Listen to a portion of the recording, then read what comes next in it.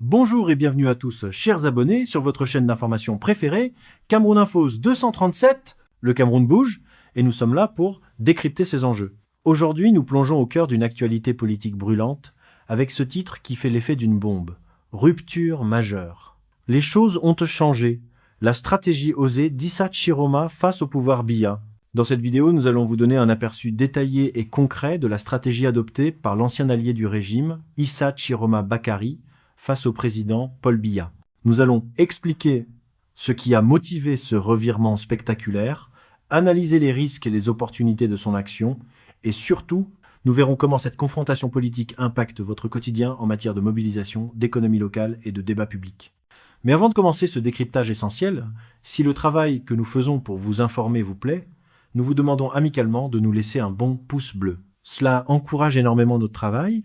Et pour ne rater aucune de nos analyses et rester scotché aux mises à jour de l'actu 237, n'oubliez pas de vous abonner et d'activer la petite cloche de notification. C'est fait? Parfait. Commençons sans plus tarder. Reportage exclusif, Cameroun Info 237. Rupture majeure. Les choses ont changé. La stratégie osée d'Issa Chiroma face au pouvoir Biya. Chapeau, introduction. L'arène politique camerounaise est secouée par une volte-face spectaculaire. Après des années passées au sein de la majorité présidentielle, l'ancien ministre Issa Chiroma Bakary, président du FSNC, est redevenu un opposant farouche au régime de Yaoundé. S'il était jadis perçu comme un allié stratégique, son entrée en dissidence marque, selon son propre camp, un changement de paradigme. Face au Rassemblement démocratique du peuple camerounais, quelle est la stratégie gagnante que semble dessiner cet homme politique expérimenté et comment cette rupture résonne-t-elle avec les préoccupations quotidiennes des Camerounais, il passait d'alliés, une rupture calibrée. Explication détaillée, le Chiroma phénomène de l'alliance à la contestation. Issa Chiroma n'est pas un novice de l'opposition, ayant déjà fait des allers-retours entre le pouvoir et la contestation. Cependant, sa dernière démission du gouvernement pour se présenter contre Paul Biya, aux récentes élections, ou annoncer une candidature, est perçue comme un geste mûrement réfléchi. Son positionnement était auparavant celui d'un allié utile en tant que personnalité du Grand Nord. Il garantissait au président Biya un soutien crucial dans cette région politiquement sensible et traditionnellement frondeuse. Lien avec la vie actuelle. Pour le Camerounais lambda, cette rupture est lue à travers le prisme de la défiance grandissante envers les élites. La question que l'on entend souvent dans les marchés de Douala ou les call-box de Yaoundé est « Est-ce une opposition sincère ?» ou une simple revanche politique d'un cadre écarté du cercle.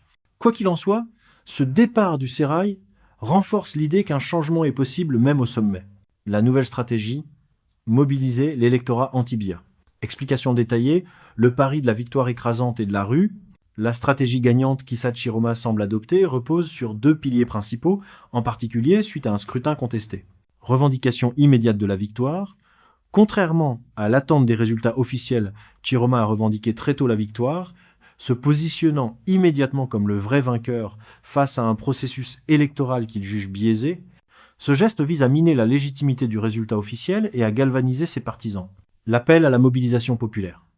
La stratégie s'est traduite par des actions concrètes, comme les appels aux villes mortes ou au rassemblement. C'est une tentative de transférer le rapport de force de l'institution électorale vers l'espace public, montrant que le peuple est la véritable instance de validation. Lien avec la vie actuelle. L'impact de ces appels est directement ressenti. Lorsque l'opposition appelle à une ville morte, cela affecte immédiatement la petite économie.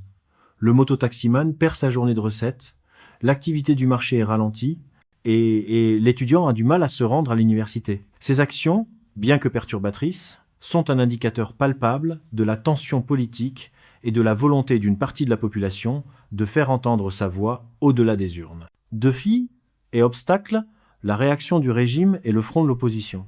Explication détaillée. Le facteur de l'unité et la machine d'État. Cette stratégie n'est pas sans risque. Le régime en place dispose d'une machine administrative et sécuritaire puissante, capable de contenir les manifestations et de décrédibiliser la contestation. De plus, pour qu'une stratégie d'opposition soit véritablement gagnante au Cameroun, beaucoup d'observateurs estiment qu'elle nécessite une unité de façade avec d'autres leaders de l'opposition, comme Maurice Kamto par exemple. Or, Chiroma n'a pas bénéficié d'un soutien unanime, notamment de la part de certaines figures majeures ou d'organisations de la société civile. lien avec la vie actuelle. Le principal défi pour Chiroma est de transformer le vote anti-BIA en une force unie. Sur les réseaux sociaux ou dans les discussions de quartier, beaucoup expriment leur lassitude face à la division de l'opposition. Ils craignent que cette fragmentation ne permette au RDPC de maintenir son pouvoir sans avoir à fournir de concessions majeures sur les questions qui touchent le citoyen. La cherté de la vie, la corruption ou la qualité des infrastructures. Conclusion, un vent de contestation, un résultat incertain.